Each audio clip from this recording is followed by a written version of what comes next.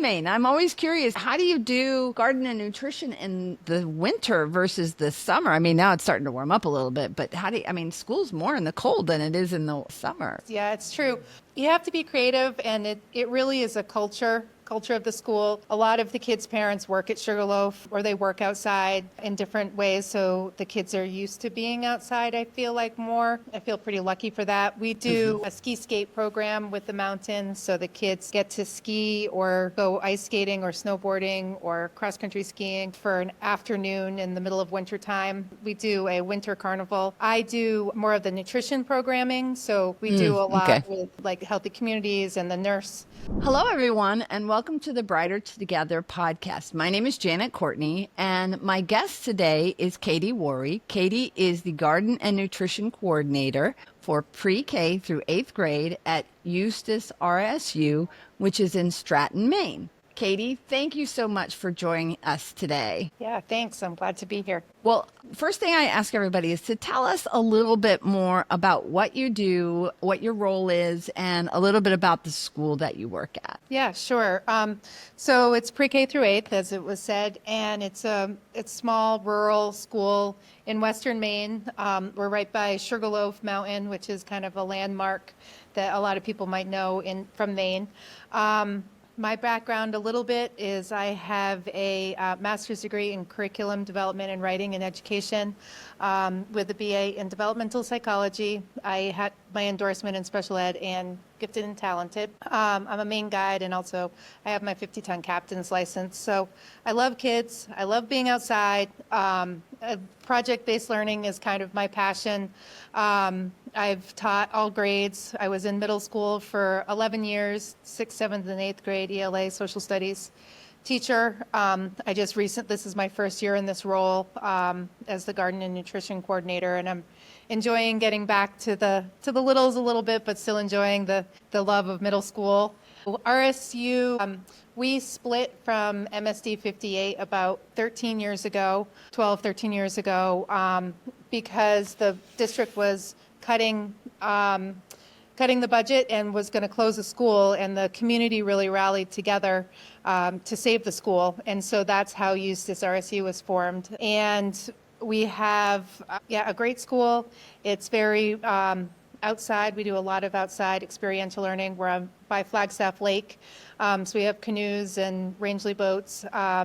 And I've been working really hard at connecting curriculum and all of the standards that we need to teach to project-based learning, to hands-on skills, working with the teachers really closely, and just kind of, building strong relationships with them, and working on the 20th century skills for teachers and staff and students, and just kind of helping to create a healthy learning environment for kids. What is a 50-ton captain? I don't know what that is. Oh, I'm curious. So I grew up down on the coast, and so I have my captain's license. So basically, this is boat, right? You're talking about a boat, yeah, right? Boats. Okay. Yep, for boats. So if the boat is 50 tons or less, I am certified to be a captain on it, and I have my sailing endorsement. In the summertime, I'm the director of a sailing school for ages 10 and above. So you're outside a lot. I try. Yeah. So it gets cold in Maine. I'm always curious, how do you do garden and nutrition in the winter versus the summer? I mean, now it's starting to warm up a little bit, but school's more in the cold than it is in the summer. So it's true. You have to be creative, and it really is a culture of the school. A lot of the kids' parents work at Sugarloaf, or they work outside in different ways, so the kids are used to being outside, I feel like, more. I feel pretty lucky for that. We do a ski skate program with the mountains, so the kids get to ski or go ice skating or snowboarding or cross-country skiing for an afternoon in the middle of winter time. We do a winter carnival. I do more of the nutrition programming, so we do a lot with like healthy communities and the nurse. and we talk about like healthy eating habits and what's, healthy snacks. And we have worm bins, and we had composting. We're kind of getting back into a little bit more. And we just kind of keep the kids engaged that way. You went from healthy snacks to worm bins. Well, they kind of work together, soil to get the plants. That's awesome. That's really awesome. I love that. So nutrition and how is the school, like, if you're doing like healthy nutrition, is that flowing over into what the children are offered at like lunch and snacks and those kinds of things? How are you navigating that? Yeah, that's a good question. So we're really lucky. We have a new cook, which is the food coordinator for the district, and she is really open to working together. So she got a salad bar back in the school, for example. That's been something that the kids and the staff has been asking for a long time, like probably 10 years. And so she figured out funding to be able to do that, and the kids love it. So she's amazed. She's like, the kids go through like 20 heads of romaine lettuce in a week. And I mean, for a very small school with probably 60 kids eating lunch, she was really impressed with that. So the food coordinator of the school really has a lot to do with the support of a nutrition program. We work together a lot too. So if she has extra food, or if she knows that I'm going to be cooking something, we work together to be able to budget. So, like for example, this morning she had leftover strawberries, and she's like, "Hey, do you want to make smoothies with one of your classes?" And I said, "Sure." So we talked about, yogurt and milk and strawberries, and the kids got to make and eat smoothies. So that's just one example. Tomorrow we have our middle school cook-off, which is kind of a little bit bigger of a deal, where they learn portion control and serving size. And this year it was cultures around the world. And basically it's kind of a long thing, but the very brief synopsis is that they break up into the groups. They have to learn about the different positions in a kitchen. So there's executive chef, sous chef, dishwasher, prep, all of those. And they switch around and they pick their recipe. They have a budget for $40 to feed 40 people, and they have to go shopping. We're going to go down to the local grocery store tomorrow, and they pick out their stuff. And then they have a certain time that they cook, and they have to present it to judges, which are the superintendent, a owner of a restaurant locally, and a community volunteer that's pretty involved with the school. So and they're so into it. They're really excited. And then their highlight gets to be connected to the kitchen, so she'll cook the winning meal for lunch for the whole school.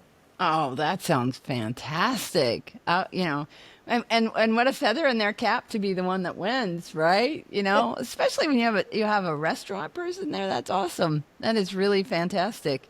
What is the biggest challenge that you find in running this program? Oh, I think all teachers would say time. But I also, this program, I've been kind of supporting it since the school district started. One of the school board members came to us as a staff and said, "Hey, do you guys want to start gardens?" And myself and the first grade teacher, who's now the principal, were like, "Yeah, let's get these kids out." So fifth grade and first grade ran the gardens a lot.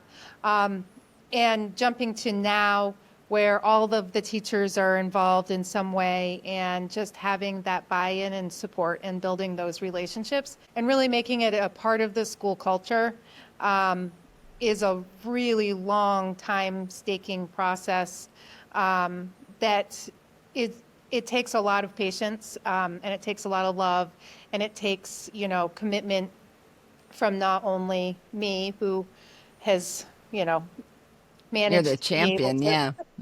move from the classroom into more of a broader perspective, but also I think also making sure that everything that I'm doing is tying to the curriculum, so it's taking something off the plate for the teachers than putting something on.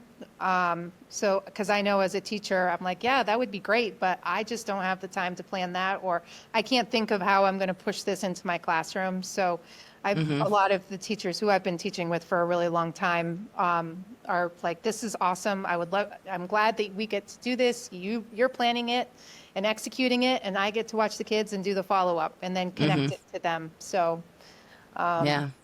So where do you tie it the most, do you think? where do I tie it the most? That's a good question. Well, I think, well, probably cooking. Cooking's probably the easiest one to tie. Right. Okay. Because you have the math. I mean, they have the recipes, they're reading the recipes. You can do social studies for, what is the history for this food, or you can tie it into like cultures of food or the community of food, or the history of a food item. You're doing science because you're creating something, you're watching chemical reactions, and then if you write a reflection afterwards and they get to really, they're doing, then that's the ELA piece. Right. And then they also, they're team building, they're using real life skills. So it's all the way across. It's touching on everything. I didn't mean to put you on the spot, but it's just really, that's really neat. It is the same thing as, as a speech therapist. It's like, what are we talking about? Well, you give me a topic and we can make a language lesson about it, whatever it is. Give me a book and I can make an articulation story for you. It just is, it's the same thing. It's like so much of what we do as educators is not in a box. It's never siloed. It's like impossible to silo something. And I think that when you make that connection across so many different topics in so many different areas, it's just giving the kids a well-rounded, making the connection, how math is in there, how language is in there, how science is in there, and it all connects together. And that's really great. I love that. That's really good. Yeah. And then, of course, you have to scale it based on the grade that you're working on, right? So, yeah. So what do you think is the most rewarding part for you? And what would you say is the most rewarding part for the kids? Well, I'll go with the kids first. I think for them, the most rewarding thing is watching things grow. So they get to plant the garden. Fifth grade planted out the garden, so they did crop rotation and companion planting, for example. First and second grade planted bulbs. They did tulips, daffodils, and allium bulbs. And then they've watched them grow. And the kids are really involved in, what is this seed? What is it going to grow into? What can I do? And then in the fall, when they come back to school, they harvest it, and then we make a community meal. And we do a school-wide cooking day. The middle school sets it all up. They serve it. The community comes in. We serve 150 people. It grows every year. And the kids are just proud. Like, they just can't wait to show their parents, what they grew and what they cooked, and now what they're going to share with them at sitting down and eating. So that's pretty powerful for the kids to be able to see the true, like, seed to plate piece. For me, I think the most rewarding thing is watching kids learn how to be a team and problem solve, and also developing compassion for another living thing. Some of the kids are, and plants will show you. I've got, these plants, some of them, they're great. They're like little shoots and they're not going any further. And other ones are like going crazy. And kids are like, well, why does hers look so good? And I'm like, well, remember when I said give them love? Or remember when I said don't pull that bulb up because the roots are forming? It's gardening and it's nutrition and it's cooking, but it's also a lot of real life skills. Yeah. Yeah. Nature will tell you when you do it right and when you don't, won't it? So what do you do in the summer? I know you talked about harvesting in the fall. Who manages what you've planted in the spring? Is that you? Or do you have summer programs? How do you manage that? Yeah. We have, for many years, we've had volunteers. So we've had families that just take a week. We have an automated service. So right now I'm in the growing dome for watering. So we have soaker hoses in here. They're on timers. And then we have a sprinkler outside. And then, we watch, of course. I come at least once a week and just look, and we coordinate with the school chef again for any produce that's ready. We have a summer program, so the kids this summer is the first time that they're going to be in the garden, and they'll be harvesting everything and really taking care of it. For me in the summertime, I go down to the coast, and then I run that sailing program. So I'm a little bit more back and forth in the summertime. It sounds like it. It sounds like it. How far is the coast for you from where you are? It's about 2.5 hours. Oh, so it's not a quick trip. That is not a quick trip. That's 5 hours round trip. Wow. Yeah.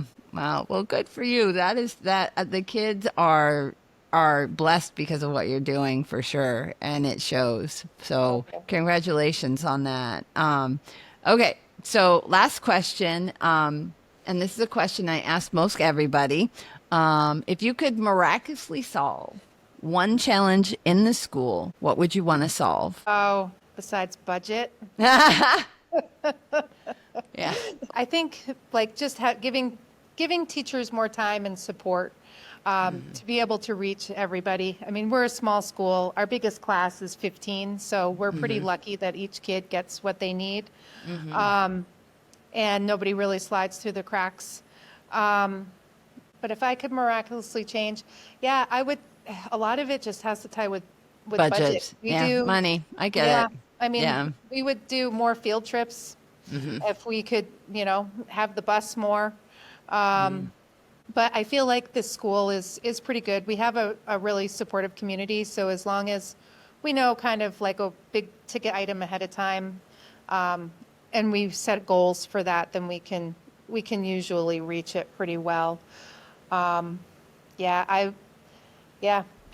mean, it would be great if everybody, It's okay.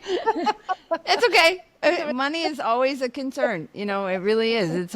Money's always one of those things that there's never enough of, is there? So, and you can always do more if you have more money, for sure. So I get it. I get it. Yeah. Yeah. I was trying to think more of a.